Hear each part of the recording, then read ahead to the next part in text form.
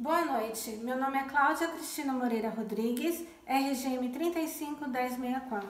Sou aluna do 9º semestre de Engenharia Civil do Centro Universitário Brás Cubas, do Polo de Mogi das Cruzes. Hoje apresentarei o vídeo referente à minha experiência na disciplina de estágio obrigatório. O coordenador do curso é Samuel Dereste dos Santos, a professora responsável Maiara dos Santos Amarante e o supervisor Cláudio Teixeira Cabral. O período deste estágio foi de 6 de abril até 29 de maio de 2020. Ele foi desenvolvido mediante um acompanhamento na fabricação de lajes treliçadas em uma obra.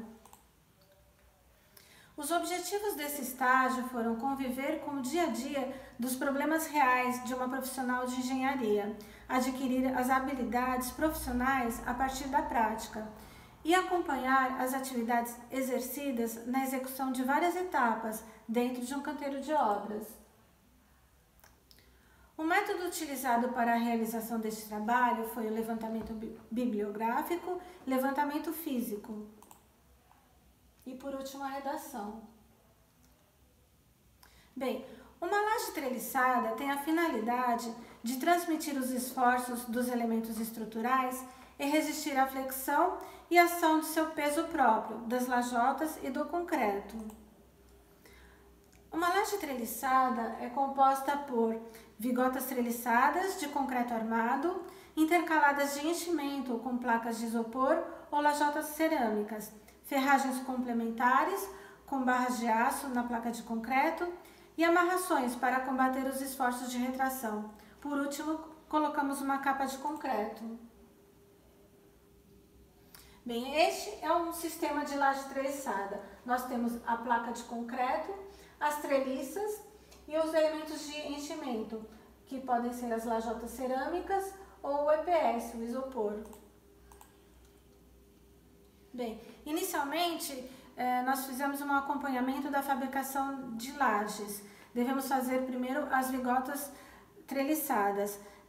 Fazemos então uma montagem das treliças metálicas através de 3 barras de aço CA50 nervuradas, por 2 barras paralelas, com banzo, chamada banzo inferior, e uma barra no topo, chamada banzo superior, amarradas na sua transversal com aço CA50.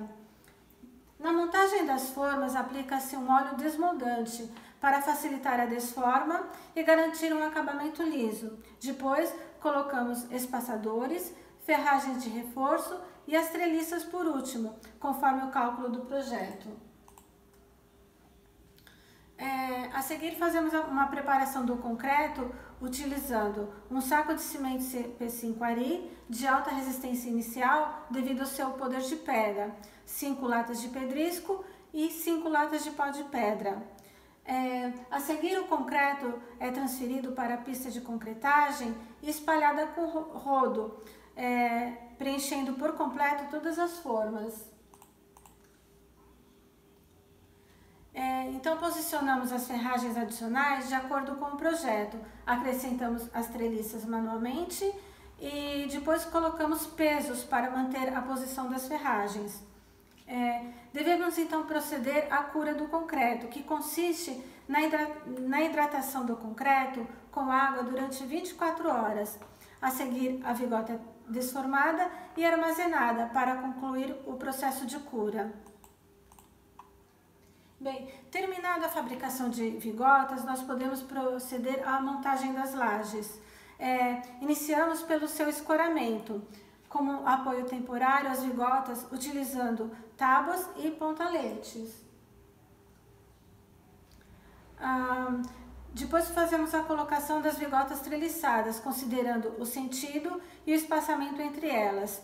Os blocos devem ser colocados nas extremidades da vigota, para obter uma separação correta e também para facilitar a colocação posterior dos próximos blocos. Os blocos são colocados para obedecer o alinhamento que foi estabelecido pelas vigotas. Toda a colocação deve ser feita manualmente. Em seguida, fazemos as instalações elétricas nas paredes e nos orifícios de saída dos blocos, para não prejudicar a resistência do concreto.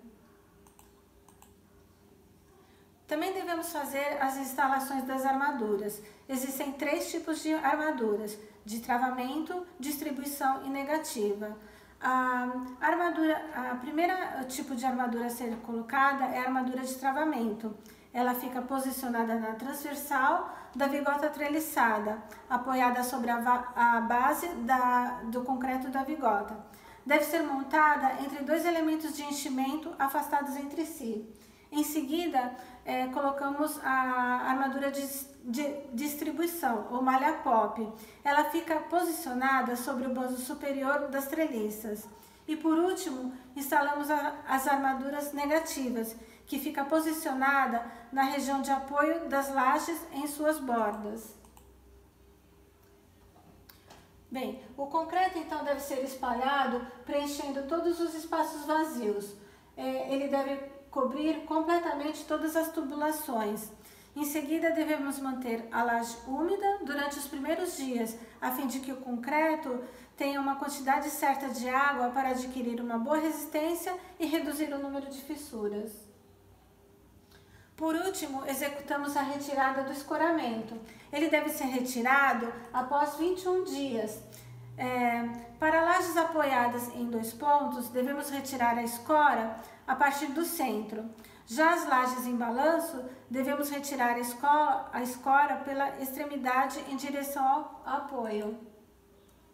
As vantagens das lajes treliçadas são a capacidade de vencer grandes vãos e cargas elevadas, facilidade em embutir material hidráulico e elétrico, e um bom conforto térmico e acústico.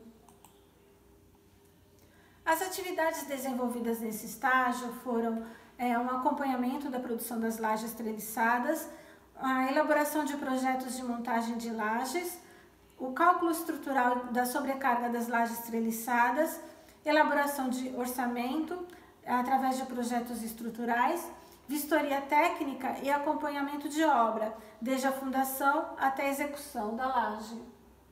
Aqui são algumas imagens do acompanhamento do estágio. Temos a betoneira, onde é feita a preparação do concreto, os agregados utilizados, pedrisco e pó de pedra, o cimento CP5 Ari. Aqui seria uma linha de produção, onde temos as formas e as treliças já montadas e as vigotas prontas. Aqui temos a montagem de uma laje treliçada e aqui um exemplo de escora. As escoras novamente, uma escora de uma laje de isopor. Bem, neste estágio aprendi as etapas da fabricação de lajes treliçadas para construí-las com maior qualidade e segurança, sempre obedecendo às normas técnicas da ABNT. Assim, adquiri conhecimentos para resolver os problemas que possam surgir no canteiro de obras e saber como solucioná-los. Agradeço ao meu coordenador, a minha professora e ao supervisor. Boa noite.